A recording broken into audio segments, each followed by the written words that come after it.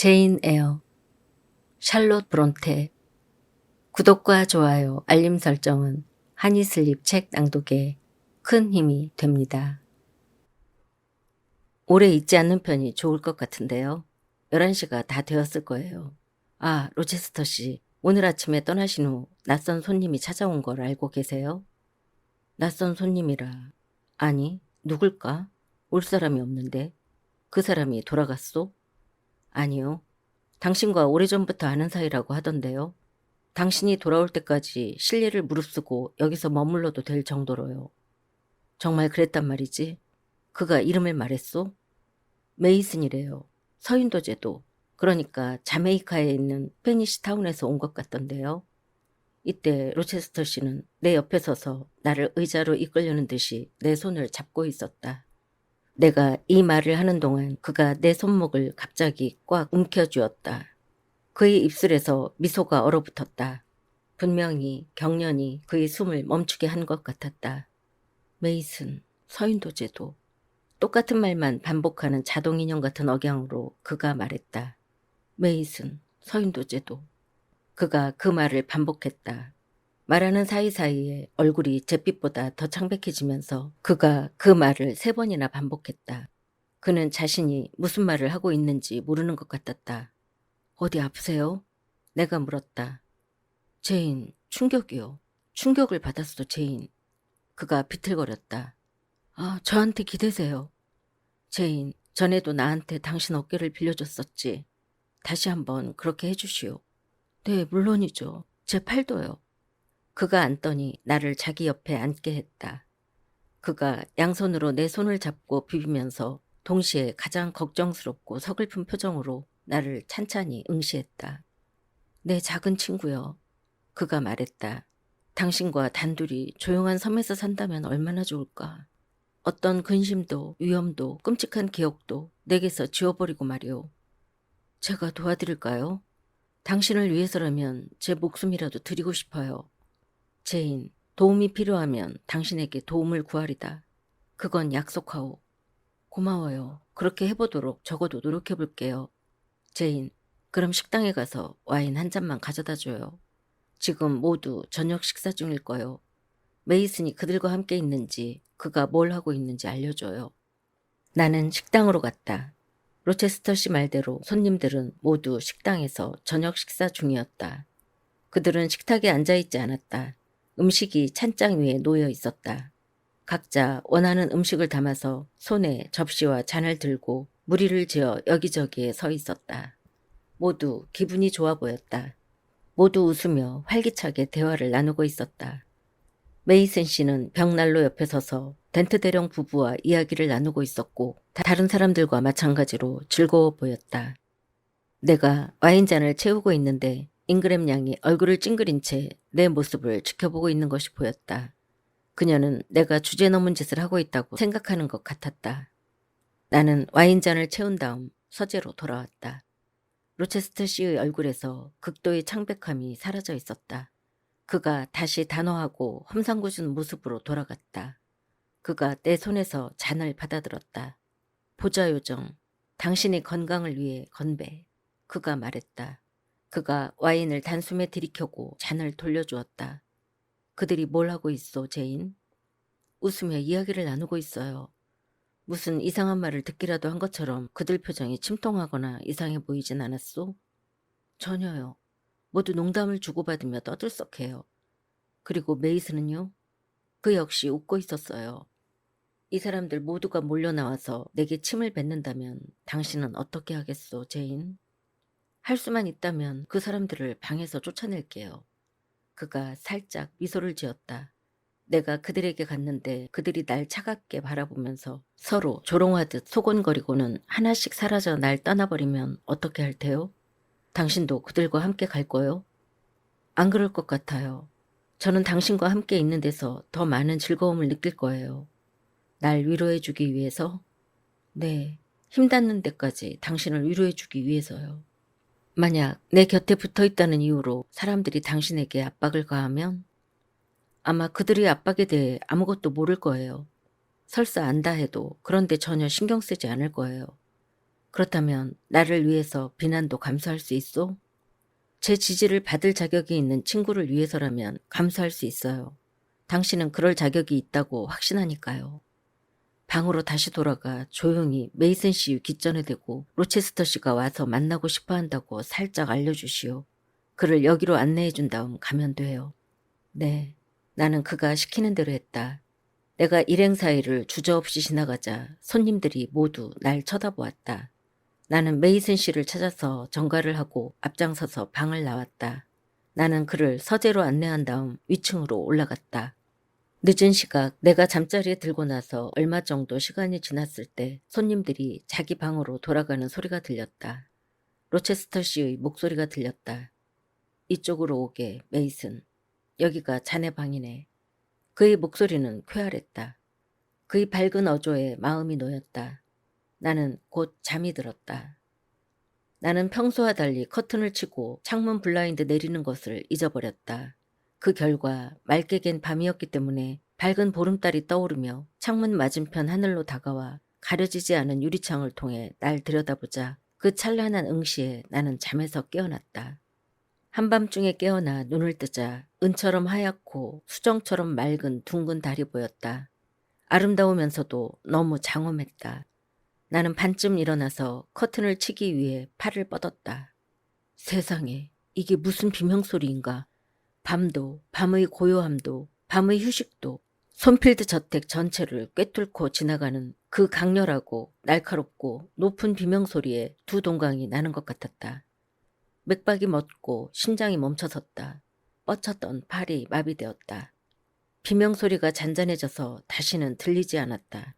사실 그렇게 무시무시한 비명을 지른 존재가 무엇이건 비명을 이내 반복하기는 무리일 것 같았다.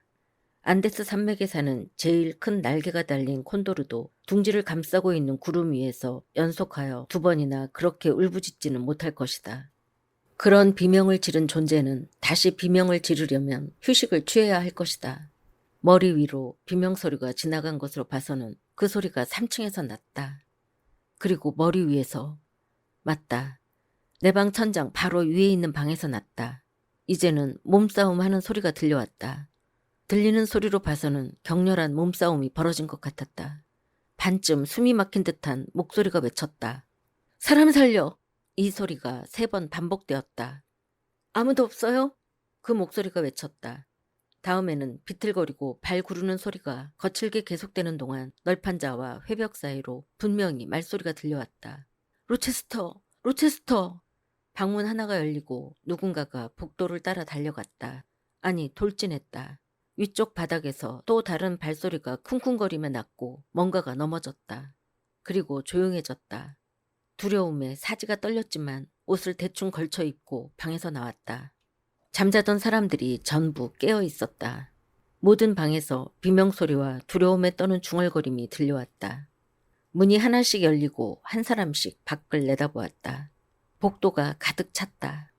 신사와 숙녀들 모두 침대에서 나왔다. 아, 무슨 일이오? 누가 다쳤소? 무슨 일이 일어났소? 불을 가져와라. 불이 났소? 도둑이 들었소?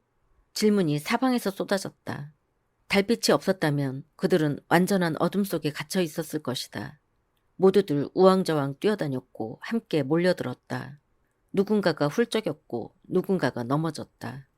혼란이 도저히 수습되지 않았다. 도대체 로체스터 씨는 어디에 있는 거요? 덴트 대령이 소리쳤다. 침대에도 없던데. 여기요, 여기 있어요. 누군가가 큰 소리로 대답했다.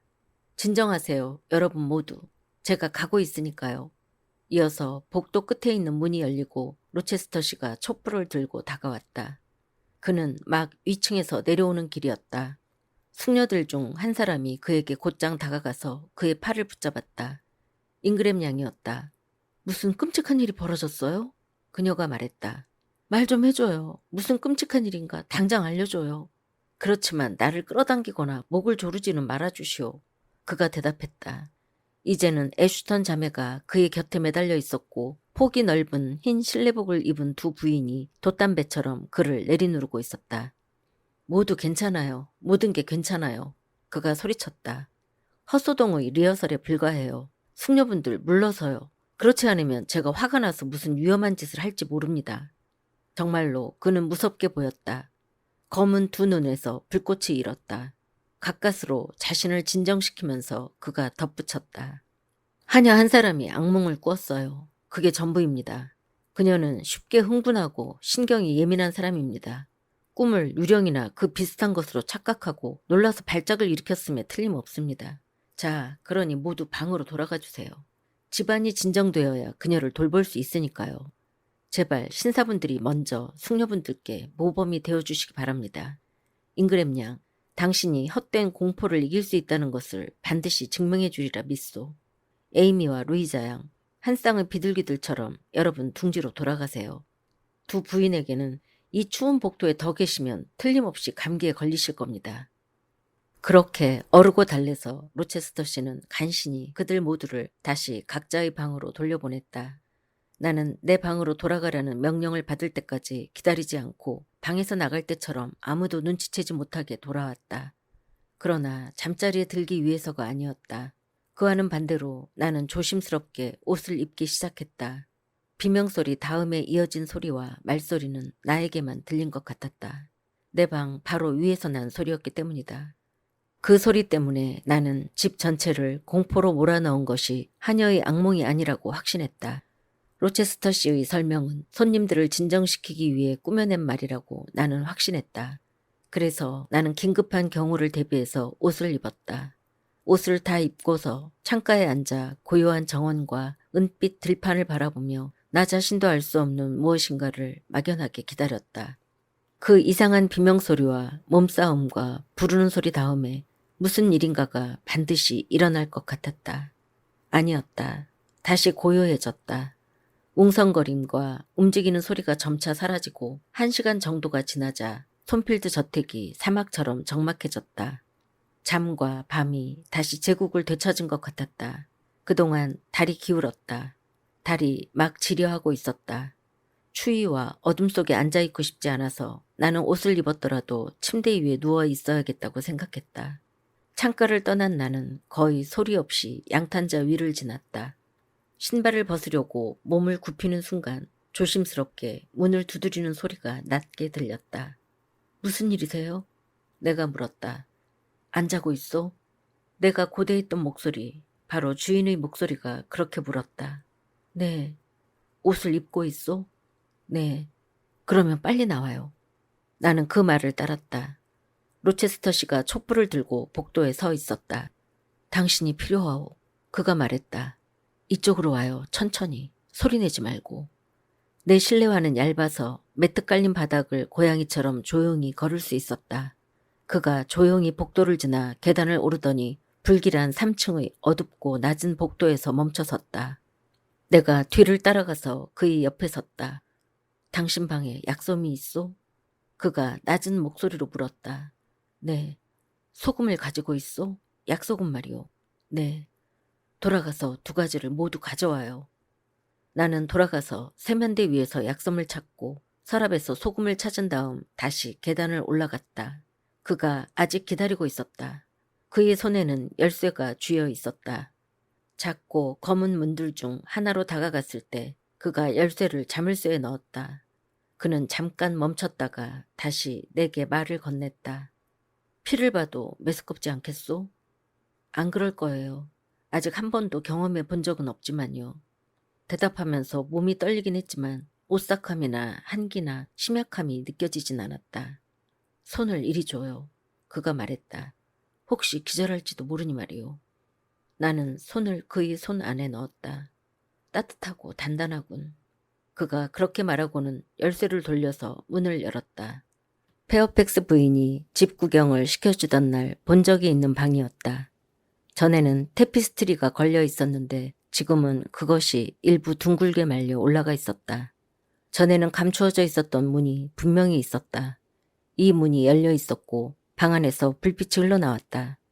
그곳에서 개가 싸우는 것처럼 으르렁거리고 잡아채는 소리가 들려왔다. 로체스터 씨가 촛불을 내려놓고 내게 말했다. 잠깐 기다려요. 그가 말하고는 안쪽 방으로 들어갔다. 그가 들어가자 웃음소리가 그를 맞았다. 그것은 처음에는 시끄럽다가 그레이스풀 특유의 악마 같은 하하 소리로 끝나는 웃음소리였다. 그렇다면 그녀가 그곳에 있었다. 그가 아무 말 없이 뭔가 정리를 하는 것 같았다. 낮은 목소리가 그에게 말을 거는 소리가 들려왔다. 그가 밖으로 나와 문을 닫았다. 이쪽으로 와요, 제인. 그가 말했다. 나는 돌아서 큰 침대의 반대편으로 걸어갔다. 침대에 드리워진 커튼 때문에 방의 상당 부분이 가려져 있었다. 침대 헤드 옆에 안락 의자가 놓여 있었다. 겉옷만 벗은 남자가 거기에 앉아 있었다. 그는 꼼짝도 하지 않은 채 머리를 뒤로 기대고 있었다. 눈은 감겨 있었다. 로체스터 씨가 그 위로 촛불을 들었다. 창백하고 생기 없는 얼굴을 대하자 나는 그가 새로 온 손님인 메이슨 씨임을 알아보았다. 그의 리넨 셔츠 한쪽과 한 팔이 거의 피로 젖어 있었다. 촛불을 들고 있어요. 로체스터 씨의 말에 나는 초를 받아들었다. 그가 세면대에서 대야에 물을 담아 가져왔다. 이걸 좀 들고 있어요. 그가 말했고 나는 그에 따랐다. 그가 약솜을 물에 담갔다가 시체 같은 얼굴을 적셨다. 그는 내게 약병을 달라고 한 다음 그것을 코에 댔다. 메이슨 씨가 곧 눈을 뜨며 신음했다. 로체스터 씨가 부상당한 남자의 셔츠를 풀자 붕대를 감은 팔과 어깨가 보였다. 그는 약솜으로 빠르게 흘러내리는 피를 닦았다. 아주 위험한가? 메이슨이 중얼거렸다. 아니야. 그냥 긁혔을 뿐이야. 그렇게 무기력하게 굴지 말고 참게. 지금 내가 가서 의사를 불러오겠네. 아침까지는 여기서 나갈 수 있게 되겠지. 제인, 그가 말을 계속했다. 네? 이 신사를 당신에게 맡겨두고 한두 시간 정도 나갔다 와야 할 것 같소. 피가 나면 내가 한 것처럼 약솜으로 닦아줘요. 기절하려고 하면 저 받침대 위에 놓인 물을 마시게 하고 코에 당신이 가져온 약병을 대주시오. 어떤 일이 있더라도 그에게 말을 걸지 마시오. 그리고 리처드, 만약 그녀에게 말을 걸면 자네 목숨이 위태로워질 줄 알게. 입을 열고 동요하면 나는 그 결과에 대해 책임지지 않겠네. 다시 불쌍한 남자가 신음했다. 그는 감히 움직일 생각도 하지 못하는 듯 보였다. 죽음에 대한 두려움인지 아니면 다른 어떤 것에 대한 두려움 때문인지 그는 온몸이 마비된 것 같았다. 로체스터 씨가 이제는 피투성이인 약솜을 내 손에 쥐어주었고 나는 그가 했던 대로 그것을 사용하기 시작했다. 그가 아주 잠깐 나를 바라보고는 말했다. 기억해요. 대화는 금지요. 그가 방을 나갔다. 열쇠 구멍에서 새어나오는 소리를 들으며 나는 이상한 느낌이 들었다. 멀어지던 그의 발소리가 더 이상 들리지 않았다. 그렇게 나는 3층에 있는 이상한 방에 갇혀 있었다. 사방은 어두운 밤이었고 내 눈과 손 밑에는 창백하고 피투성이인 사람이 있었다. 살인을 저지른 여자는 겨우 문 하나를 사이에 두고 떨어져 있을 뿐이었다. 그랬다. 섬뜩했다. 다른 것은 견딜 수 있었지만 그레이스 풀이 튀어나와 나를 덮칠 것 같은 생각에 몸서리가 쳐졌다. 하지만 나는 내 자리를 지켜야만 했다. 이 송장 같은 얼굴을 말하지 못하도록 금지당한 이 파랗게 질린 조용한 입술을 지켜보아야만 했다. 감았다 떴다 방안을 이리저리 둘러보다가 나를 빤히 바라보지만 항상 멍한 공포감으로 번득이는 이 눈들을 지켜보아야만 했다. 나는 대야의 흥건한 핏물 속에 손을 반복해서 담가야 했고 떨어지는 핏방울을 닦아내야 했다. 심지를 자르지 않은 촛불빛이 내가 하는 일을 비추며 사그라지는 것을 보아야 했다. 그림자가 나를 둘러싸고 있는 정교하고 오래된 테피스트리 위에서 어두워지다가 크고 낡은 침대의 커튼 아랫자락에서는 검게 짙어지고 맞은편에 놓인 큰 장의 문 위에서는 이상하게 흔들리는 광경을 보아야 했다. 장의 앞면은 12개의 판으로 나뉘어 있었고 12제자의 머리가 무서운 형태로 달려 있었다. 머리들은 액자 틀 속에 있는 것처럼 각각의 판 안에 들어가 있었다.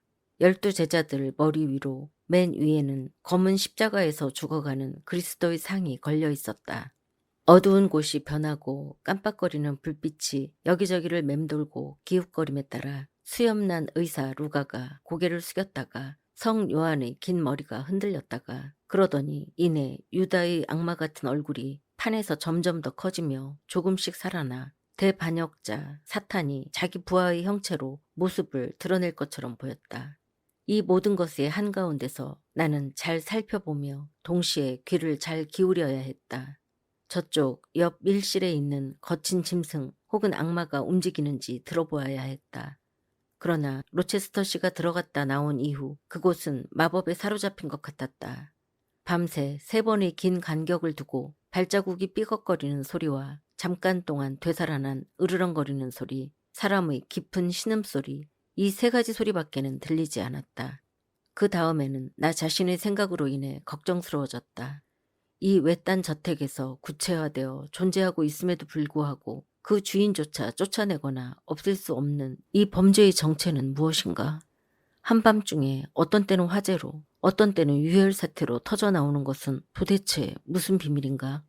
보통 여자의 얼굴과 형체로 가면을 쓰고서 어떤 때는 조소하는 악마의 목소리를 내다가 지금은 썩은 고기를 찾는 맹금의 목소리를 내는 것은 어떤 괴물인가? 그리고 내가 지금 몸을 굽혀 간호하고 있는 남자, 이처럼 평범하고 조용한 이 낯선 사람은 어쩌다가 공포의 거미줄에 연루되었는가? 그리고 왜 분노의 여신이 그에게 날아와 덮쳤는가? 왜 그는 잠자고 있어야 할 이 야심한 시각에 집안의 이곳을 찾았을까? 나는 로체스터 씨가 그에게 아래층 방을 배정해주는 소리를 들었다. 도대체 왜 그는 이곳에 왔을까? 그리고 지금 그는 자기에게 가해진 폭력이나 배신을 당하고도 왜 그처럼 순하게 구는 걸까? 왜 그는 로체스터 씨가 아무 말도 하지 말라고 강요해도 그처럼 조용히 응하는 것일까? 왜 로체스터 씨는 아무 말도 하지 말라고 강요하는 걸까? 그의 손님이 폭행을 당했고 이전에는 그 자신의 목숨을 앗아가려는 끔찍한 음모가 꾸며졌었다. 그런데 그는 2번의 시도를 모두 비밀로 묻어두고 망각 속에 가라앉게 했다. 마지막으로 나는 메이슨 씨가 로체스터 씨의 말에 복종하는 것을 보았다. 로체스터 씨의 맹렬한 의지에 자력으로는 움직이지도 못하는 메이슨 씨가 완전히 좌지우지되는 모습을 보았다. 그들 사이에 오갔던 몇 마디의 말을 듣고 나는 이를 확신했다. 이전에 그들이 나누었던 관계에서 메이슨 씨의 수동적인 성격이 로체스터 씨의 활동적인 에너지에 의해 습관적으로 좌우되었음이 분명했다. 그렇다면 메이슨 씨가 와 있다는 소식을 들었을 때 로체스터 씨는 왜 그렇게 당황했을까? 왜 별 저항도 안 하는 이 남자의 이름이 몇 시간 전에는 벼락이 참나무를 내리치듯 그를 그렇게 덮칠 수 있었을까? 그런데 지금은 그의 말만으로도 아이를 다루듯이 충분히 그를 다룰 수 있었다. 아, 제인, 충격이요. 충격을 받았소, 제인. 이라고 속삭이던 그의 표정과 창백한 얼굴을 잊을 수가 없었다. 내 어깨 위에 올려놓은 그의 팔이 어떻게 떨리고 있었는지 나는 잊을 수가 없었다. 그리고 그처럼 페어팩스 로체스터의 단호한 정신을 꺾고 그의 강건한 체격을 떨게 만들 수 있는 것은 결코 가벼운 문제가 아니었다. 그는 언제 올까? 언제 오는 거지? 나는 마음속으로 소리쳤다. 밤이 좀처럼 지나질 않았고 피를 흘리고 있는 환자는 축 처져서 신음하며 아파했다. 새벽도 도와줄 사람도 오지 않았다. 나는 계속해서 메이슨 씨의 하얀 입술에 물을 적셔주고 정신을 차리도록 약소금을 가져다 대주었다. 내 노력은 효과가 없는 것 같았다.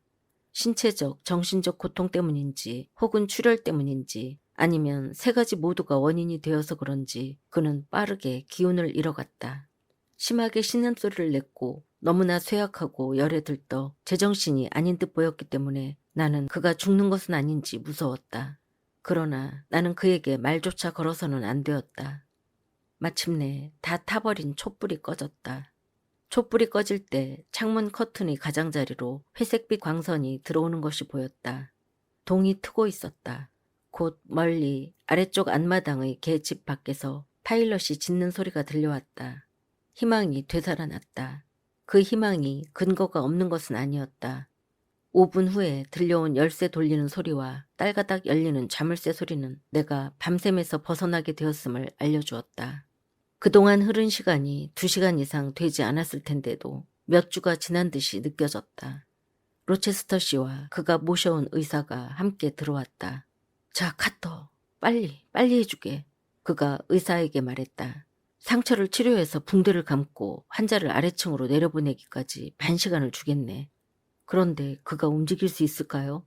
틀림없이 그럴 수 있을 거네. 심각한 게 아니니까. 겁을 먹었을 뿐이야. 기운을 북돋아 줘야 하네. 자, 일을 시작하게. 로체스터 씨가 두꺼운 커튼을 젖히고 롤 블라인드를 올려서 햇빛을 최대한 들어오게 만들었다. 나는 새벽이 많이 밝은 것을 보고 놀랐지만 한편으로 기뻤다. 장밋빛 빗줄기가 동쪽 하늘을 밝히기 시작했다. 로체스터 씨는 의사의 치료를 받고 있는 메이슨에게로 다가갔다. 자, 착한 친구, 어떤가? 그가 물었다. 그녀 때문에 난 끝난 것 같네. 그가 희미하게 대답했다. 전혀 그렇지 않네. 용기를 내게. 2주 후면 눈꽃만큼도 달라진 데 없이 다시 이전 상태로 돌아갈 걸세. 약간의 출혈이 있었을 뿐이네. 그게 전부네. 카터, 전혀 위험하지 않다고 그를 안심시켜주게. 양심을 걸고 보증합니다. 붕대를 풀면서 카터가 말했다. 단지 제가 조금만 더 일찍 도착했더라면 좋았을 것 같군요. 그랬다면 그렇게 피를 많이 흘리진 않았을 겁니다. 어깨 위의 살이 베었을 뿐만 아니라 찢겼군요. 이 상처는 칼로 벤 것이 아니고 물린 거네요. 그녀가 날 물었어. 그가 중얼거렸다. 로체스터가 그녀에게서 칼을 빼앗자 아모랑이처럼 날 물어뜯었어. 자네가 물러서지 말았어야지. 곧 그녀와 맞붙어 싸웠어야 했어. 로체스터 씨가 말했다. 그렇지만 그런 상황에서 어떻게 할 수 있었겠나. 메이슨 씨가 대꾸했다. 아, 정말 끔찍했어. 그가 몸을 떨며 덧붙였다. 그러리라고는 예상도 못했다고. 그녀가 처음에는 너무 조용히 보였으니까. 내가 자네한테 경고했을 텐데 그의 친구가 대답했다. 그녀 가까이 갈 때는 조심하라고 내가 말하지 않았나? 내일까지 기다렸다가 나와 함께 갔으면 좋았을 텐데 오늘 밤에 혼자 만나려고 했던 건 어리석은 짓이었네. 뭔가 도움이 될지도 모른다고 생각했네. 생각했다고? 생각했다는 말인가? 그래, 자네 말을 들으니 화가 나는군. 그러나 자네가 내 충고를 듣지 않은 데 대한 대가를 톡톡히 치른 것 같군. 충분히 고통을 당했으니 말일세. 그러니 아무 말도 하지 않겠네. 카터, 서두르게. 서둘러. 곧 해가 뜰 걸세. 그를 빨리 보내야 하네. 곧 됩니다. 방금 어깨에 붕대를 감았으니까요. 팔에 난 이 상처도 치료해야 합니다. 여기도 이로 물린 것 같습니다. 그녀가 내 피를 빨아먹었네. 내 심장을 말려버리겠다고 하면서 메이슨이 말했다. 로체스터 씨가 몸서리를 치는 모습이 보였다. 혐오와 공포와 증오가 섞인 기묘하게 두드러진 표정 때문에 그의 얼굴이 거의 일그러졌다. 그러나 이렇게 말할 뿐이었다. 자, 조용히 하게, 리처드. 그리고 그녀의 횡설수설에는 신경 쓰지 말게. 다시는 그 얘기를 입에 올리지 말게. 나도 그 일을 잊을 수 있으면 좋겠네. 그가 대답했다. 이 나라를 떠나면 그럴 수 있을 거네. 스페니시 타운으로 돌아가거든 그녀가 죽어서 땅에 묻혀있다고 생각하면 되네. 아니면 차라리 그녀 생각을 전혀 할 필요가 없네. 오늘 밤 일은 도저히 잊을 수가 없어. 그럴 수 있을 거야. 기운을 내게. 2시간 전만 해도 자네는 완전히 숨이 끊어졌다고 생각하지 않았나? 그런데 이렇게 멀쩡히 살아서 지금은 이야기를 하고 있고. 자, 카터가 치료를 다 마쳤네. 거의 마쳤네. 자네를 3배로 버젓하게 만들어주겠네. 제인, 그가 다시 들어온 이후 처음으로 내게 몸을 돌렸다. 이 열쇠를 가지고 내 방으로 내려가서 곧장 옷방으로 가요. 옷장 맨 위쪽 서랍을 열고 깨끗한 셔츠와 타이를 꺼내서 여기로 가져와요. 재빠르게. 나는 방을 나와 그가 말한 옷방을 찾은 다음 부탁받은 대로 옷을 챙겨서 돌아왔다. 자, 그가 말했다. 내가 그에게 옷을 갈아입히는 동안 침대 맞은편으로 가 있어요. 그러나 방에서 나가진 말아요. 당신이 다시 필요할지도 모르니까. 나는 지시받은 대로 물러났다. 아래층에 내려갔을 때 일어난 사람이 있었소, 제인? 로체스터 씨가 곧 물었다. 아니요, 모두 무척 조용했어요. 자네를 안전하게 보낼 수 있겠네, 딕. 그리고 그것이 자네를 위해서나 저쪽에 있는 불쌍한 인간을 위해서나 더 좋을 걸세. 오랫동안 발각되지 않으려고 노력해왔네. 이제 와서 들통나게 하고 싶지 않네. 자, 카터, 코트 입히는 것 좀 도와주게. 모피 달린 망토를 어디에 두었나? 그게 없으면 1마일도 못 갈 걸세. 이렇게 무지 추운 날씨에는 말일세. 자네 방에 있다고? 제인, 메이슨 씨 방에 내 방 옆이요. 뛰어내려가서 거기에 있는 망토를 가져와요. 나는 다시 뛰어서 안감과 가장자리에 모피를 댄 커다란 망토를 들고 돌아왔다. 자, 당신에게 또 다른 심부름을 시키겠소. 지치지도 않고 주인이 말했다. 내 방으로 다시 갔다 와야 해요. 당신이 벨벳으로 된 신발을 신고 있으니 얼마나 다행인지 모르오, 제인. 이 중요한 때에 어리석고 둔한 전령이라면 전혀 도움이 안 되었을 것이오. 내 화장대 중간 서랍을 열고 작은 약병과 작은 잔을 하나 꺼내와요. 어서요. 나는 날듯이 그곳으로 갔다가 지시를 받은 용기를 들고 서둘러 돌아왔다. 좋아요. 자, 의사선생. 내 마음대로 내가 책임지고 약을 먹이겠소. 이 강심제는 로마에서 이탈리아인 돌팔이 의사한테서 구한 것이오. 카터, 자네라면 발로 차버렸을 그런 사람 말이네. 무분별하게 사용해서는 안 되겠지만 어떤 경우에는 효험이 있네. 예를 들면 지금 같은 경우에는 말이네. 제인, 물을 좀 가져와요. 그가 작은 유리잔을 꺼내들었고 나는 세면대에 있는 물병을 집어 잔을 반쯤 채웠다. 그거면 됐소. 이제는 약병 마개를 적셔봐요. 나는 그대로 했다. 그가 진홍색 물약을 12방울 따라 메이슨에게 주었다. 마시게, 리처드. 자네에게 부족한 기운을 1시간 정도 북돋아 줄 걸세. 그런데 그걸 마시면 해롭지 않을까? 염증이 생기는 거 아닌가? 마시게, 마셔보게. 고집 부려봐야 소용없을 것이 분명했기 때문에 메이슨 씨는 시키는 대로 했다.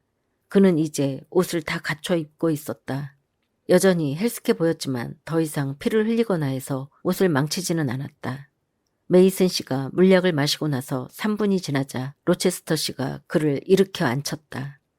그는 메이슨 씨의 팔을 붙잡으며 말했다.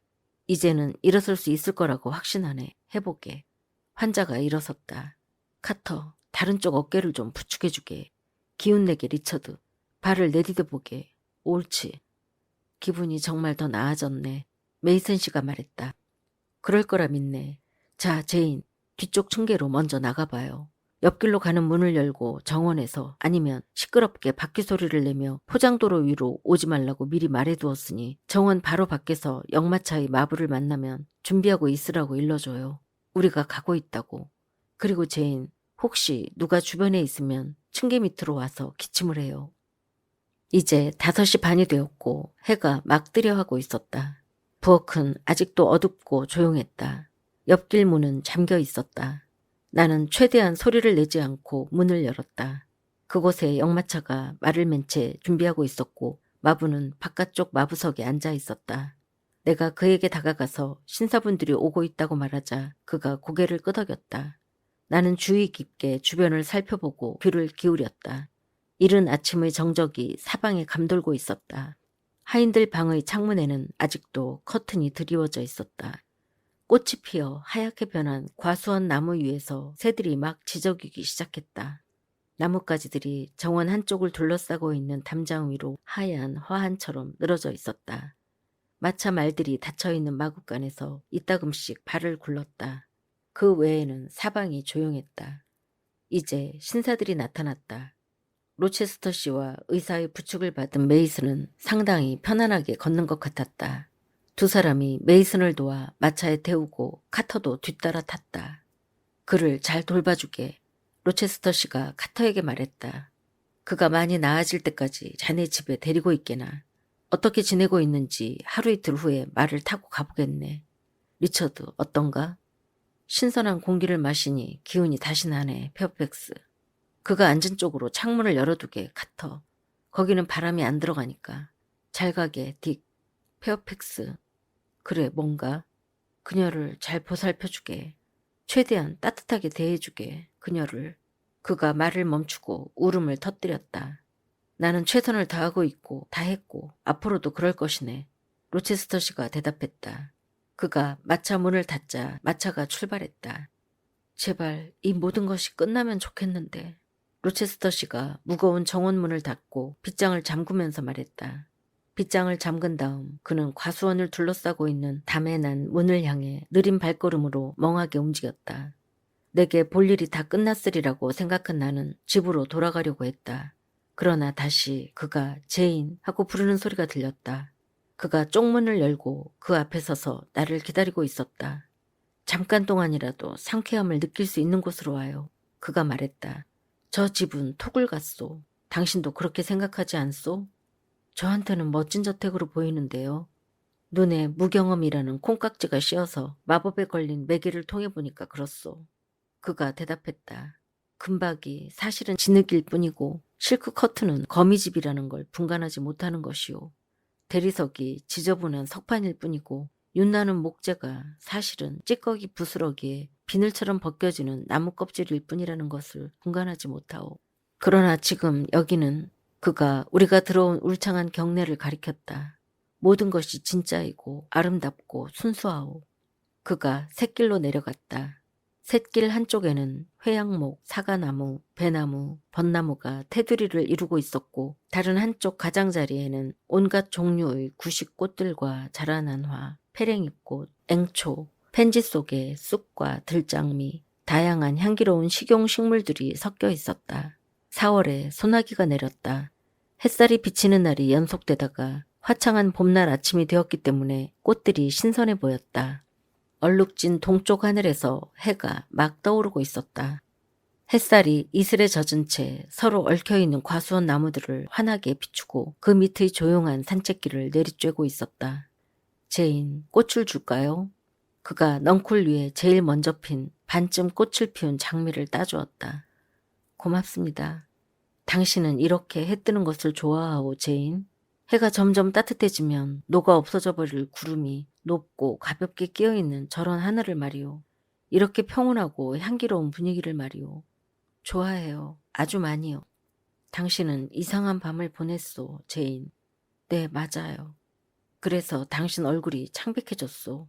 내가 당신을 메이슨과 혼자 놔두고 가버려서 무서웠소? 안쪽 방에서 누가 나오지 않을까 무서웠어요. 그러나 내가 그 문을 잠가두었소. 열쇠는 내 호주머니에 있었소.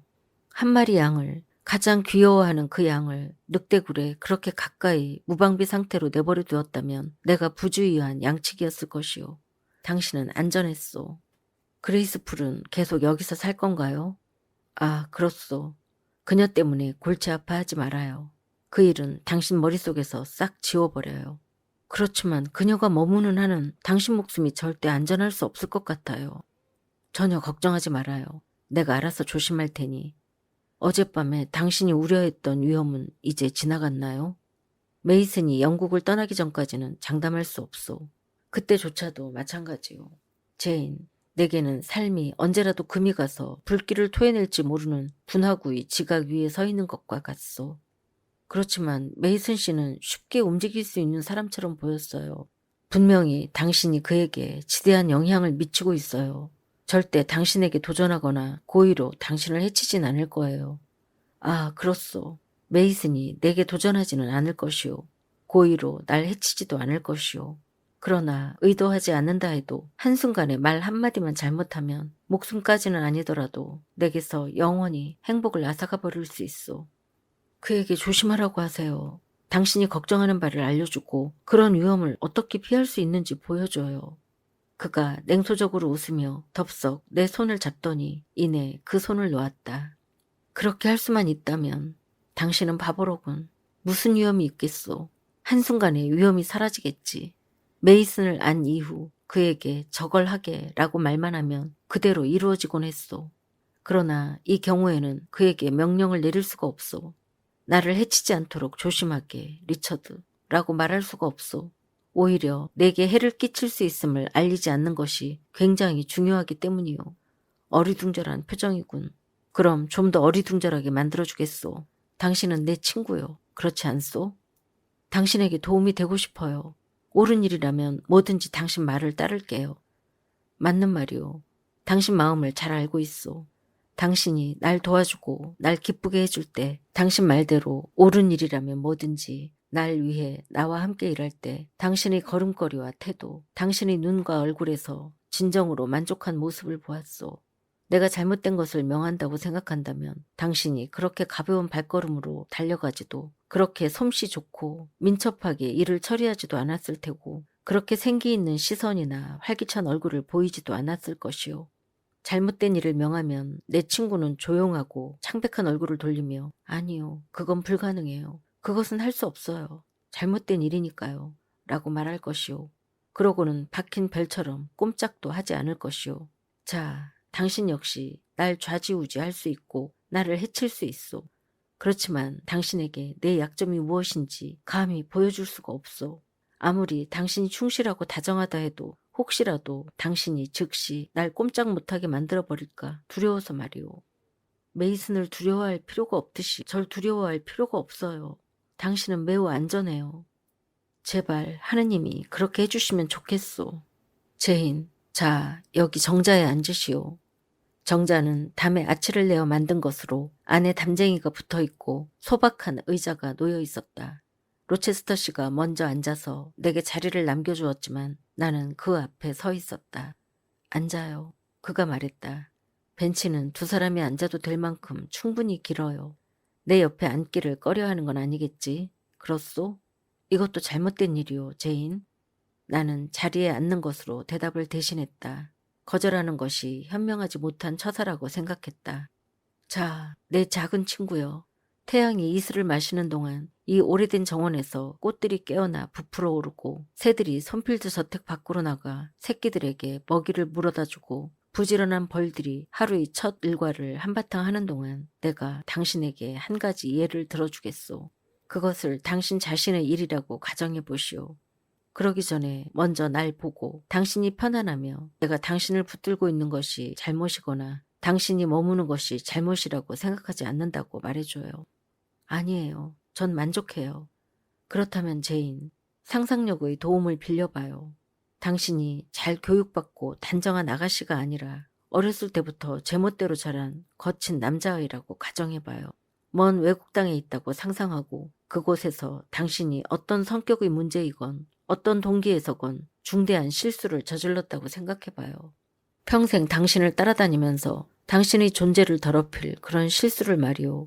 내가 범죄라고는 말하지 않았다는데 주의해요. 피를 흘리게 하거나 법의 심판을 받아야 하는 다른 모든 범죄 행위를 말하는 것이 아니오. 나는 실수라는 말을 썼소.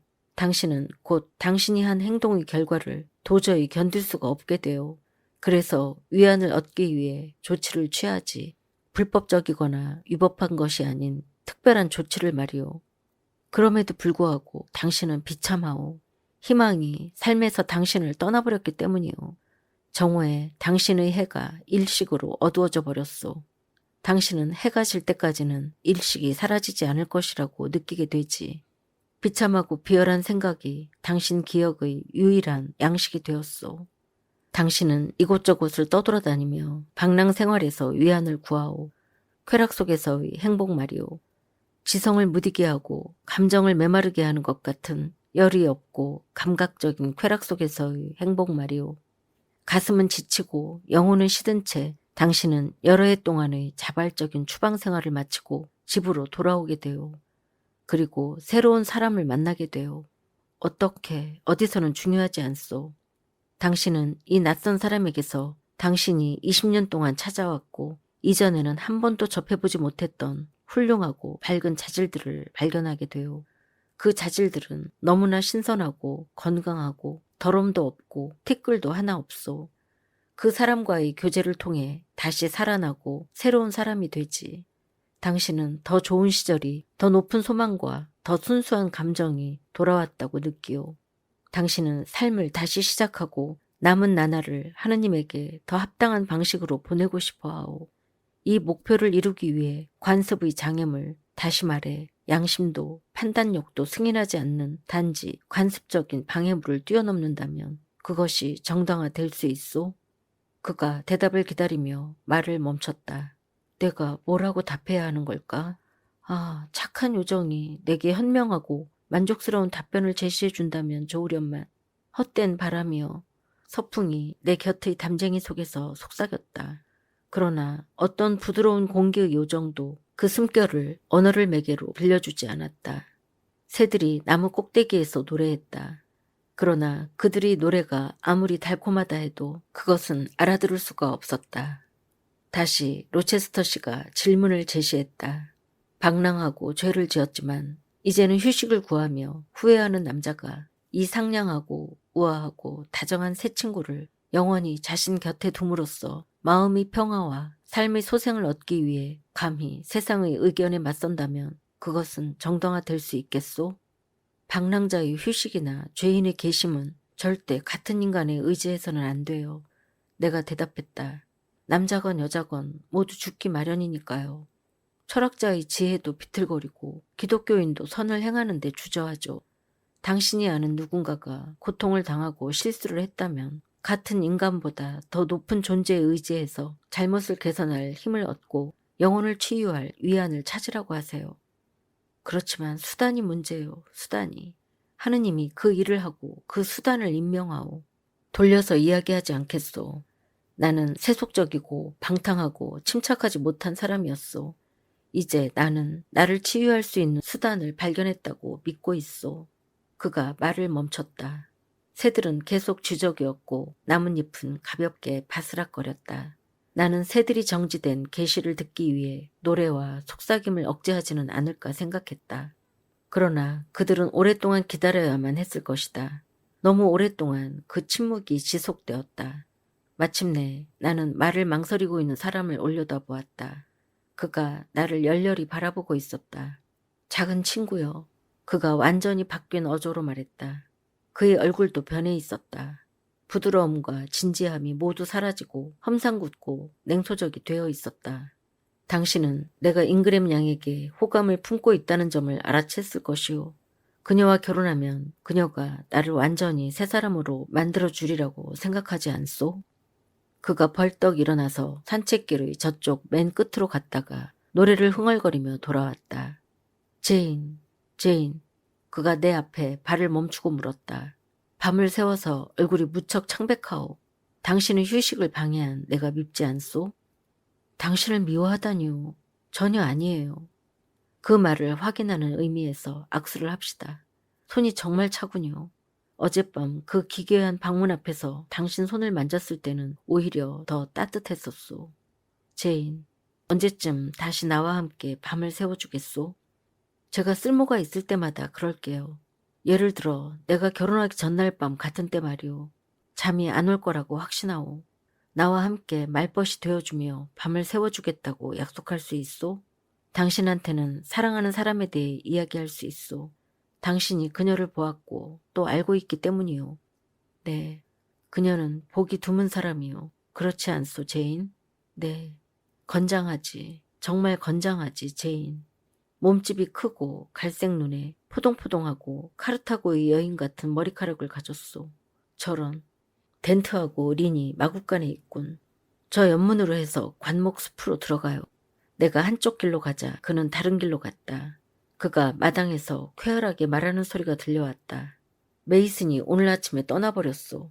해 뜨기 전에 말이오. 그를 배웅하러 새벽 4시에 일어났소. 예감이란 이상한 것이다. 공감도 마찬가지고 전조도 그렇다. 그 세 가지가 뭉쳐 비밀을 만들어냈고 인류는 아직까지 그 비밀을 열 수 있는 열쇠를 찾아내지 못했다. 나 자신만의 이상한 예감을 느껴보았기 때문에 살아오는 동안 예감을 비웃지 않았다. 어떻게 작용하는지 인간이 도저히 이해할 수 없는 공감이 존재한다는 것을 나는 믿는다.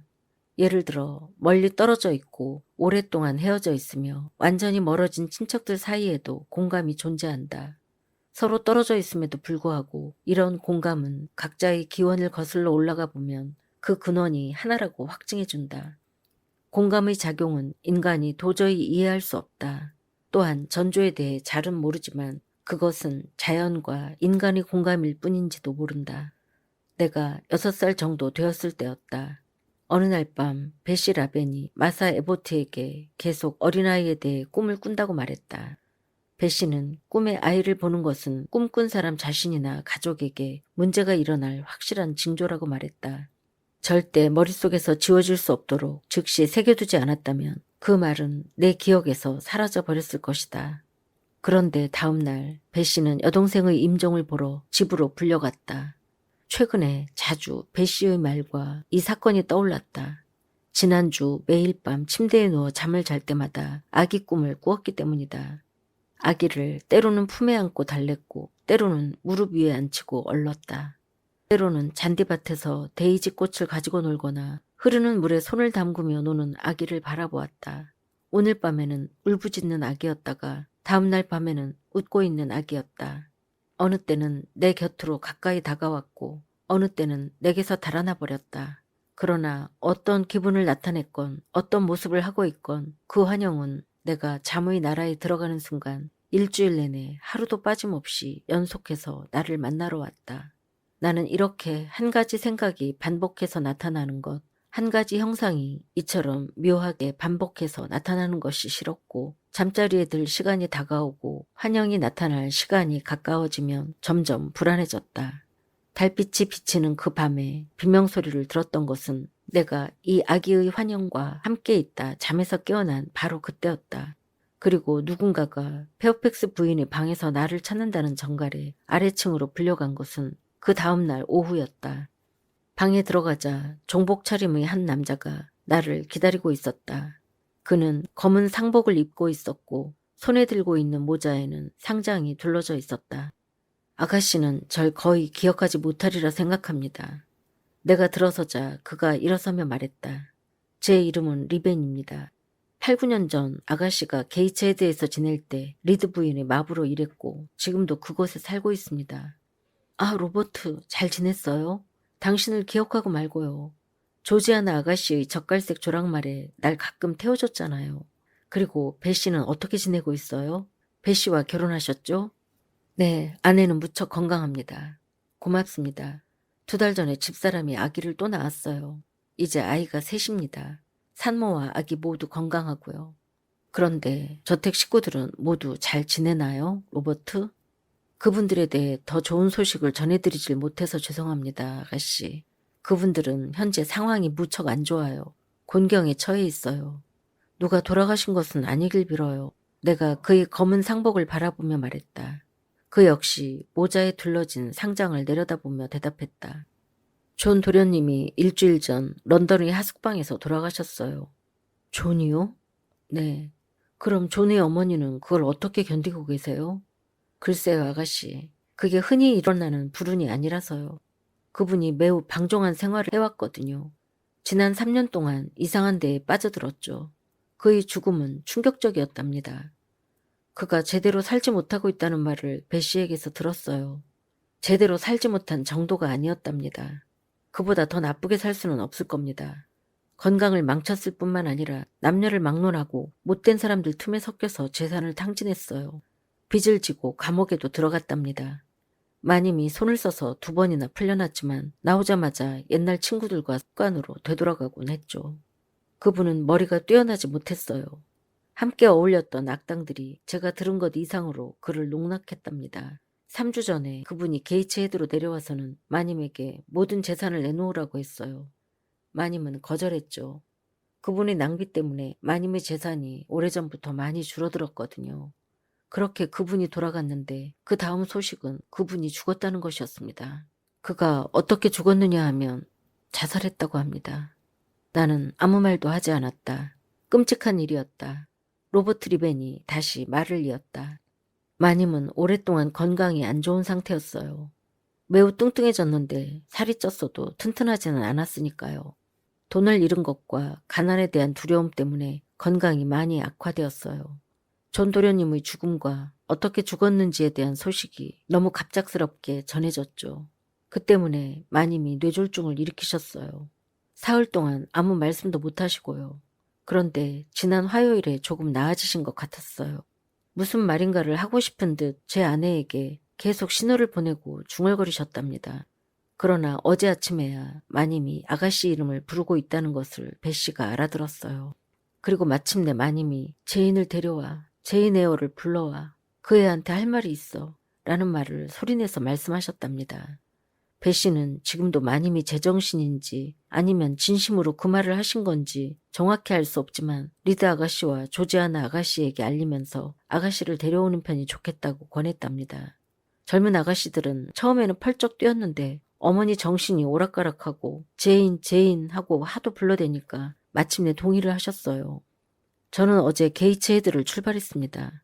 아가씨가 준비만 되면 내일 아침 일찍 모시고 가고 싶은데요. 그럼요, 로버트. 준비할게요. 내가 꼭 가야 할 것 같아요. 제 생각도 그렇습니다, 아가씨. 배 씨는 아가씨가 절대 거절하지 않을 거라고 장담했어요. 그렇지만 출발하기 전에 아가씨가 먼저 허락을 구해야 할 것 같은데요. 네, 당장 그렇게 할게요. 나는 그를 하인들이 홀로 안내해서 존 부부에게 잘 보살펴달라고 부탁한 다음 로체스터씨를 찾으러 갔다.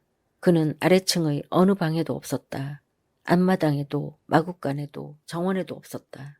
나는 페어팩스 부인에게 로체스터씨를 보았느냐고 물었다.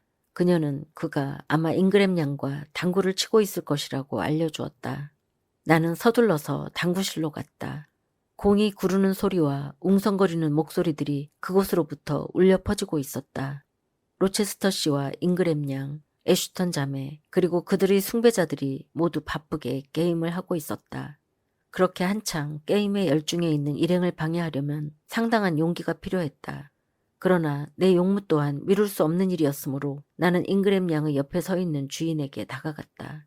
내가 가까이 다가가자 그녀가 몸을 돌리고 거만하게 나를 바라보았다. 그녀의 눈은 버러지 같은 저 여자가 또 무슨 일이지? 라고 묻는 것 같았다. 내가 낮은 목소리로 로체스터 씨라고 부르자 그녀가 나를 쫓아버리라는 명령을 내리고 싶어하는 듯한 동작을 취했다. 그 순간 그녀의 모습이 지금도 눈에 선하다. 그녀의 모습은 매우 우아하고 멋있었다. 그녀는 하늘색 크레이프로 만든 모닝 드레스를 입고 얇고 가벼운 비추색 스카프를 머리에 두르고 있었다. 그녀는 게임으로 매우 신이 나 있었지만 자극받은 자존심 때문에 거만한 얼굴 표정이 줄어들지는 않았다. 저 사람이 당신을 찾는 거예요?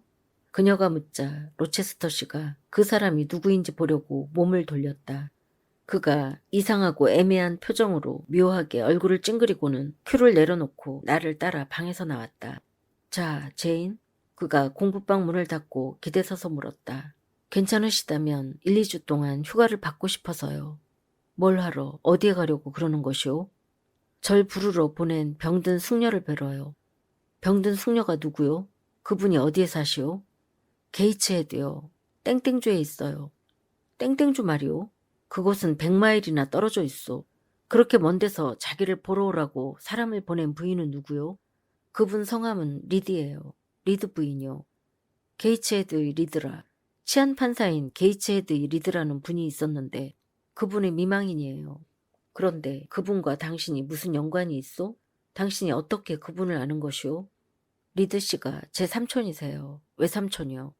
그렇다니 놀랍군. 당신은 그런 말을 한 번도 한 적이 없었소. 항상 친척이 전혀 없다고만 말했는데 절 자기 친척으로 인정해 줄 사람은 아무도 없어요. 리드 씨는 세상을 떠났고 그분의 부인은 절 내쫓았으니까요. 왜요? 제가 가난하고 짐스러운 데다 그분이 절 싫어했으니까요. 그렇지만 리드 씨에게 자식들이 있을 텐데 틀림없이 당신 사촌들이 있지 않소? 조지린경이 어제 게이츠헤드의 리드에 대한 이야기를 했었소. 그의 말로는 리드가 그 고장에서 가장 지독한 악당 중 하나였다고 하던데 잉그램도 같은 곳에 사는 조지아나 리드에 대해 언급했었소. 한두 해 전 런던에서 미모로 많은 칭송을 받았다고 하더군요. 존 리드 역시 세상을 떠났어요. 자신을 망치고 집안을 반쯤 망하게 만들어 놓고요. 그가 자살을 한 것으로 알려져 있어요. 그 소식에 그의 어머니가 충격을 받아서 뇌졸중에 걸렸대요. 그렇다면 당신이 간다고 뭐가 나아지겠소? 말도 안 되는 소리요, 제인. 나라면 당신이 도착하기 전에 세상을 떠나버릴지도 모를 노부인을 보러 100마일을 달려갈 생각은 절대 안 할 것이오. 게다가 그 부인이 당신을 쫓아냈다고 당신 입으로 말하지 않았소? 그래요. 그래도 그건 오래전 일이에요. 그분의 상황이 매우 다를 때였어요. 지금 그분의 바람을 무시하면 제 마음이 편치 못할 거예요. 얼마나 오래 머물까요? 최대한 짧게요. 일주일만 있겠다고 약속하시오. 약속을 드리지 않는 편이 좋을 것 같아요. 어쩔 수 없이 약속을 어겨야 하는 상황이 올지도 모르니까요. 무슨 일이 있더라도 꼭 돌아오시오. 그분과 함께 계속 살 수 있는 핑계를 만들어내라는 꿰매 넘어가거나 하진 않겠죠? 아, 아니에요. 모든 것이 좋아지면 분명히 돌아올게요.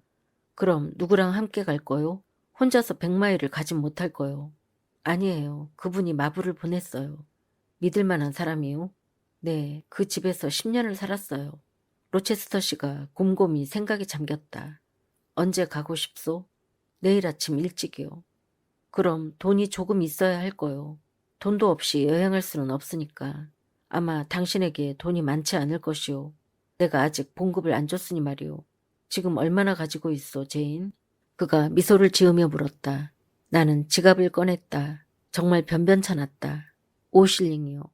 그가 지갑을 들고 손바닥 안에 비장의 재산을 쏟은 다음 그 빈약함이 재미있다는 듯 그것을 보고 킥킥대고 웃었다. 곧 그가 자기 지갑을 꺼냈다. 받아요. 그가 내게 지폐를 주며 말했다. 50파운드였다. 그가 내게 줄 돈은 15파운드밖에 되지 않았다. 나는 거스름돈이 없다고 말했다. 거스름돈은 필요 없소. 당신도 알잖소. 당신 보수이니 받아요. 나는 응당 받아야 할 보수 이상을 받길 거부했다. 처음에 그는 얼굴을 찡그렸다. 그러다가 뭔가를 기억해낸 것처럼 말했다. 맞아, 맞아. 지금 전부 주지 않는 게 좋겠소. 50파운드가 생기면 석 달 동안 떠나가 있을지도 모르니 말이오. 10파운드요. 그거면 충분하지 않소? 네. 그렇지만 이제는 당신이 저한테 5파운드 빚이 있는 거예요. 그렇다면 그걸 받으러 돌아오시오. 40파운드는 내가 맡아두겠소. 로체스터 씨, 이 기회에 다른 용건을 하나 더 말씀드리는 게 좋을 것 같아요. 용건이라고? 뭔지 듣고 싶소. 곧 결혼하실 거라고 저한테 알려주신 거나 다름없었죠? 그렇소. 그런데 그건 왜? 그런 경우에는 아들을 학교에 보내야 할 거예요. 당신도 그럴 필요가 있다는 것을 아시게 되리라고 확신해요. 그 애를 내 신부에게 방해가 되지 않도록 치워버리라는 말이오. 안 그러면 신부가 그 애를 너무 세게 짓밟고 지나갈지도 모르니까. 그 제안은 일리가 있소. 의심의 여지가 전혀 없소. 당신 말대로 아들을 반드시 학교로 보내야 한다면 당신은 당연히 곧장 떠나야 한다는 얘기요. 그렇지 않기를 바랍니다. 어디에선가 다른 일자리를 찾아봐야 할 거예요. 물론이요. 그가 기이하고도 우스꽝스러운 표정으로 얼굴을 일그러뜨리며 콧소리 섞인 목소리로 크게 말했다. 그러면 일자리를 찾아달라고 리드 노부인이나 그분의 따님들에게 간청할 거요? 아니요. 친척들에게 부탁해도 괜찮을 만큼 친하게 지내는 사이는 아니에요. 제가 직접 광고를 낼 거예요. 차라리 이집트의 피라미드를 걸어 올라가 보시지. 그가 으르렁대듯이 말했다. 마음대로 광고를 내보라고. 10파운드 대신 1파운드 금화 한 개만 줄 걸 그랬소. 제인, 9파운드를 돌려주시오. 그걸 쓸 데가 있어. 저도 쓸 데가 있어요. 내가 지갑을 든 두 손을 몸 뒤로 감추면서 대꾸했다. 어떤 일이 있더라도 이 돈을 절대 나눠드릴 수 없어요. 깍쟁이 같으니라고. 그가 말했다. 내 금전적인 부탁을 거절하다니. 5파운드를 돌려줘요, 제인. 5실링도 안 돼요. 5페니도 안 돼요. 그냥 돈을 보여만 줘요. 안 돼요. 당신은 믿을 수가 없어요. 제인. 네? 한 가지만 약속해 주시오. 제가 할 수 있는 일이라면 뭐든지 약속할게요. 광고는 내지 마시오. 일자리 찾는 일은 내게 맡겨두시오. 내가 조만간 구해주겠소. 당신의 신부가 들어오기 전에 저와 아들 모두 안전하게 저택에서 내보내주겠다고 약속해 주시면 저도 기꺼이 그렇게 할게요. 좋소. 아주 좋아요. 그 점에 대해 약속하겠소. 그러면 내일 떠날 거요? 네, 일찍이요. 저녁 식사 후에 응접실로 내려오겠소? 아니요, 여행 준비를 해야 해요. 그렇다면 우리가 잠깐 동안 작별을 고해야겠군요. 그래야 할 것 같아요. 그런데 사람들은 작별 의식을 어떻게 하는 것이오, 제인? 내게 가르쳐줘요. 나는 전혀 모르겠소. 사람들은 안녕이라고 말하거나 각자 좋아하는 다른 형태의 말을 해요. 그럼 그렇게 말해요. 당분간 안녕히 계세요, 로체스터 씨. 나는 뭐라 해야 하는 거요? 괜찮으시면 똑같이 하면 돼요. 당분간 잘 다녀와요, 에어 선생. 그게 전부요? 네? 내 생각에는 야박해 보이요. 건조하고 부드럽지도 못하고 말이오. 나는 다른 방식으로 인사를 나누고 싶소. 의식에 약간 덧붙여서 말이오. 예를 들어 악수를 한다면, 아니, 그것도 마음에 들지 않소. 그러니까 안녕히 계시라는 말 말고는 더 이상 아무 말도 안 할 거요. 그걸로 충분해요. 마음에서 우러나는 한마디가 수천 마디에 담긴 말만큼이나 큰 호의를 전달할 수 있어요. 그럴 거요. 하지만 휑하고 썰렁하오. 안녕히 계세요. 도대체 저 문에 등을 기대고 얼마나 더 서 있을 작정인 거지? 나는 속으로 물었다. 짐을 꾸리기 시작해야 하는데. 저녁 식사 종이 울리자 더 이상 한마디도 하지 않은 채 그가 돌연 모습을 감춰버렸다. 낮 동안 내내 그를 보지 못했고 아침에는 그가 일어나기 전에 출발했다. 나는 5월 1일 오후 게이츠헤드의 문지기 집에 도착했다. 저택으로 올라가기 전에 나는 그곳으로 들어섰다. 그곳은 매우 깨끗하고 아담했다.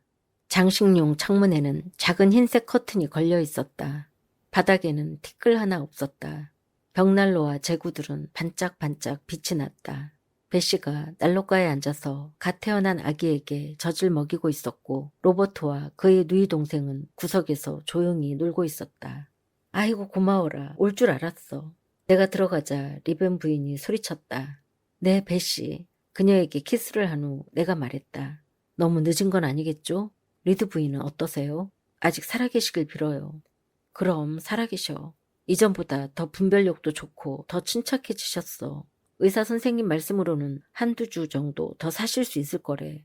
의사 선생님은 마님이 끝내 회복은 못하실 거라고 생각하셔. 최근에도 날 찾으셨어요? 오늘 아침에만 해도 아가씨 이야기를 하시면서 와주었으면 좋겠다고 하셨어. 지금은 주무시고 계셔. 아니, 내가 저택에 올라가 있던 10분 전에는 그러셨어. 되게 오후에는 내내 혼수 상태로 누워 계시고 6시나 7시쯤 깨어나시거든. 여기서 1시간 정도 쉬었다가 나랑 함께 올라가 봐요, 제인 양. 이때 로버트가 들어왔고 배 씨는 잠이 든 아기를 요람에 누인 다음 나가서 그를 맞았다. 그 후 배 씨는 나더러 보닛을 벗고 차를 마시라고 강력하게 권했다. 내게 창백하고 피곤해 보인다고 말했다. 나는 기꺼이 그녀의 환대를 받아들였다. 내가 어렸을 적에 그녀에게 내 옷을 벗기게 했던 것처럼 내 여행복을 벗기도록 내버려 두었다. 그녀는 제일 좋은 자기로 찻상을 놓고 빵과 버터를 자르고 쿠키를 구우면서 이전에 내게 그랬던 것처럼 틈틈이 어린 로버트와 제인을 가볍게 두드려주거나 어루면서 부산하게 이리저리 움직였다. 그런 모습을 보자 옛 시절의 기억들이 물밀듯 빠르게 밀려왔다. 배 씨는 가벼운 걸음걸이와 예쁜 외모뿐만 아니라 급한 성격도 그대로 간직하고 있었다. 차가 준비되었을 때 내가 식탁으로 가려고 했지만 배 씨는 옛날과 마찬가지로 단호한 어조로 꼼짝도 하지 말고 가만히 앉아있으라고 말했다. 나를 난로가에서 대접하겠다고 했다. 예전에 몰래 가져온 맛있는 음식을 육아실 의자 위에 올려놓고 내게 먹이곤 했던 것과 똑같이 그녀가 찻잔과 토스트 접시가 놓인 작은 둥근 탁자를 내 앞에 가져다 놓았다. 나는 미소를 지으며 지나간 시절에 그랬던 것처럼 그녀의 말을 따랐다. 그녀는 손필드 저택에서 내가 행복하게 잘 지내는지 마님이 어떤 사람인지 알고 싶어 했다. 내가 바깥 주인만 있다고 말해주자 그녀는 주인이 좋은 신사분인지 내 마음에 드는 분인지 궁금해했다. 나는 그녀에게 그가 약간 못생기긴 했지만 점잖은 신사이고 내게 친절하게 대해줘서 만족한다고 말했다. 그런 다음 계속해서 최근에 저택에 머물고 있는 사교계의 손님들에 대해 자세하게 이야기를 들려주었다. 배 씨는 그런 상세한 묘사에 관심을 기울이며 이야기를 들었다. 그것은 딱 그녀가 좋아하는 종류의 이야기였다. 그렇게 이야기를 나누다 보니 1시간이 휙 지나갔다. 배 씨가 내게 보닛과 옷을 다시 입혀주었다. 그녀와 함께 나는 문지기 집을 나와 저택으로 향했다. 지금 올라가고 있는 길을 9년 전쯤 내려올 때도 바로 그녀가 나를 배웅해 주었었다. 6월의 어둡고 안개 낀 쌀쌀한 아침에 나는 절망스럽고 비참한 심정과 추방당하고 거의 영벌당하는 것 같은 기분으로 로우드의 싸늘한 피난처를 찾아 내게 적대적이었던 지붕을 떠났다. 적대적이었던 그 지붕이 이제 다시 내 앞에 솟아 있었다. 내 앞날은 아직도 불확실했고 마음은 여전히 쓰라렸다. 아직까지도 세상을 떠돌아다니는 방랑자 같은 기분이 들었다. 그러나 나는 나 자신과 내 능력에 대해 더 확고한 믿음을 경험했고 억압에 대해 기죽거나 두려워하는 마음도 덜 느끼게 되었다. 내가 당한 부당한 대우 때문에 생겨나서 쩍 벌어져 있던 상처 역시 이제는 상당히 치유되었다. 원한의 불길도 꺼졌다. 먼저 거실로 들어가 있어. 배 씨가 앞장서서 홀을 지나가며 말했다. 아가씨들이 그곳에 있을 거야. 곧 나는 그 방으로 들어갔다. 브로클 허스트 씨를 처음 만났던 아침과 똑같은 모습으로 가구가 그대로 놓여 있었다. 그가 밟고 서 있었던 바로 그 양탄자가 아직도 난로 주변에 깔려 있었다. 책장을 훑어보며 세 번째 선반 위에서 옛날 그 자리를 그대로 차지하고 있는 비윅의 영국 조류사 2권과 바로 그 위에 놓인 걸리버 여행기와 아라비안 나이트를 가려낼 수 있을 것 같은 생각이 들었다. 생명이 없는 물건들은 변한 게 하나도 없었지만 살아있는 이들은 알아볼 수 없을 정도로 변해 있었다. 두 젊은 숙녀가 내 앞에 나타났다. 한 숙녀는 거의 잉그램 양만큼 키가 컸고 창백한 얼굴과 엄해 보이는 태도에 무척 말라 있었다. 스커트에 주름이 없는 검은 모직 드레스와 풀먹인 리넨 칼라, 관자놀이부터 빗어넘긴 머리, 수녀 같은 흑단 로사리오와 십자가 장식이 보여주는 극도의 소박함 때문에 그녀의 모습에는 금욕적인 면이 있다고 할 수 있었다. 나는 이 숙녀가 일라이자일 거라고 확신했다. 그러나 그렇게 길고 혈색 없는 얼굴에서 이전의 모습을 찾아보기 힘들었다. 다른 숙녀는 분명히 조지아나였다. 그러나 내가 기억하고 있던 조지아나, 날씬하고 요정 같던 11살의 그 소녀가 아니었다. 아름답고 가지런한 이목구비에 그녀의 파란 눈은 수심에 잠긴 것처럼 보였다. 금발의 고수머리에 피부가 밀랍 인형처럼 희었다. 이제는 완전히 성숙한 포동포동한 아가씨가 되어 있었다. 그녀도 검은 옷을 입고 있었지만 스타일이 너무 달랐다. 주름이 풍성하고 잘 어울렸는데 언니의 옷이 청교도적이라면 그녀의 옷은 유행에 따른 것처럼 보였다. 이들 자매의 모습에는 어머니와 닮은 점이 딱 한 가지씩 있었다. 마르고 창백한 큰딸은 어머니의 연수정 같은 눈을 닮았고 활짝 핀 화려한 작은 딸은 어머니의 턱선을 닮았다. 어머니의 턱선보다 조금 더 부드러워지긴 했지만 그 때문에 너무나 육감적이고 풍만한 얼굴에 말로 표현할 수 없는 딱딱함이 서려 있었다. 내가 다가가자 두 숙녀가 모두 일어나서 나를 맞았다. 두 사람 모두 나를 에어양이라고 불렀다. 일라이자는 미소도 짓지 않은 채 퉁명스럽고 무뚝뚝한 목소리로 인사를 한 다음 다시 난로불에 시선을 고정시킨 채 나를 잊은 듯 앉아 있었다. 조지아나는 별로 내키지 않는 어조로 오랜만이야 라고 인사를 하고 내 여행과 날씨 등에 대해 몇 마디 의례적인 말을 덧붙였다. 그러면서 계속하여 곁눈질로 머리부터 발끝까지 나를 유심히 뜯어보았는데 그녀의 시선이 내 우중충한 갈색 메리노 외투의 주름을 주의 깊게 바라보다가 다음에는 내 아담한 보닛의 장식 없는 테두리에서 오랫동안 머물렀다. 젊은 숙녀들은 실제로 말을 하지 않고서도 상대방의 옷차림을 괴상하게 생각한다는 것을 알려주는 놀라운 방식을 지니고 있다. 실제로 무례한 말이나 행동으로 자신들이 생각을 드러내지 않더라도 거만한 표정이나 무뚝뚝한 태도라든가 냉담한 어조로 그것을 충분히 표현한다. 그러나 은밀하게 이루어지는 경멸이건 드러내놓고 하는 경멸이건 나는 더 이상 그런 데에 예전처럼 좌지우지 되지 않았다. 사촌들 사이에 앉아서 한 사람으로부터는 완전한 무시를 당하고 또 다른 한 사람으로부터는 반쯤 경멸하는 듯한 관심을 받으면서도 마음이 너무 편안해서 나 스스로도 깜짝 놀랐다. 일라이자 때문에 굴욕감을 느끼지도 않았고 조지아나 때문에 화가 나지도 않았다. 사실 내게는 그것 말고도 생각해야 할 일들이 너무 많았다.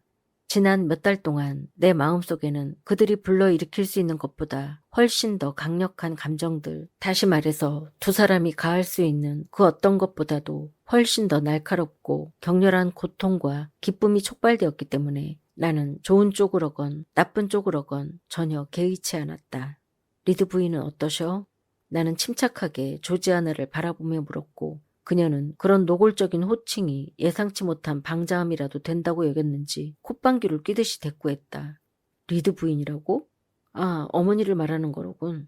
어머니는 상태가 매우 안 좋으셔. 오늘 밤엔 어머니를 만날 수 없을걸. 위층에 올라가서 내가 왔다고 말씀드려주면 고맙겠는데. 내가 말했다.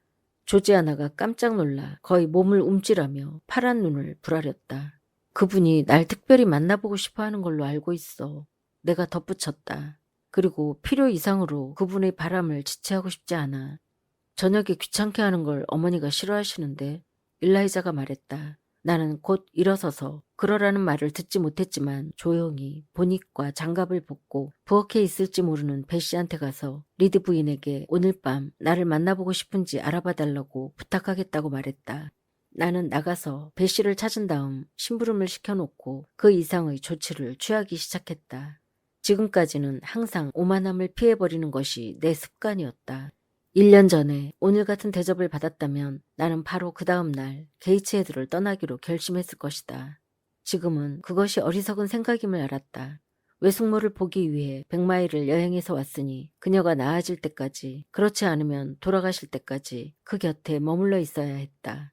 딸들이 보여준 거만함이나 어리석음은 한쪽으로 밀쳐두고 거기에 전혀 개의치 말아야 했다. 그래서 나는 가정부를 만나 방을 정해달라고 부탁한 다음 1, 2주 동안 손님으로 묵을 것이라고 말했다. 나는 짐 가방을 내 방으로 옮겨달라고 한 다음 그 뒤를 따라가다가 층계참에서 배 씨를 만났다. 마님이 깨셨어. 그녀가 말했다. 마님께 아가씨가 왔다고 말씀드렸어. 마님이 아가씨를 알아보실지 가봅시다. 예전에 벌을 받고 꾸지름을 들으러 수도 없이 불려다니느라 잘 알고 있는 방이었기 때문에 굳이 안내를 받을 필요도 없었다. 나는 배씨보다 앞장서서 서둘러 갔다. 조용히 문을 열었다. 이제 날이 어두워지고 있었기 때문에 갓을 씌운 등불이 탁자 위에 세워져 있었다. 옛날과 마찬가지로 호박색 커튼이 드리워진 커다란 사주식 침대가 놓여 있었다. 화장대와 안락의자와 발판도 있었다. 그 발판에 앉아 내가 저지르지도 않은 잘못에 대해 무릎을 꿇거나 용서를 빌라는 선고를 얼마나 자주 받았는지 모른다. 혹시 옛날에 내가 두려워했던 회초리의 가느다란 윤곽이 보이지 않을까 기대하면서 가까이 있는 구석을 들여다보았다. 그곳에 회초리가 숨어서 기다리다가 도깨비처럼 튀어나와서 내 떨리는 손바닥이나 움츠린 목을 후려치곤 했다. 나는 침대로 다가가서 커튼을 걷고 높이 쌓인 베개 위로 몸을 구부렸다. 나는 리드 부인의 얼굴을 잘 기억하고 있었고 간절하게 그 낯익은 모습을 찾았다. 시간이 복수의 갈망을 진정시키고 분노와 반감이 촉발을 잠재우는 것은 다행스러운 일이다.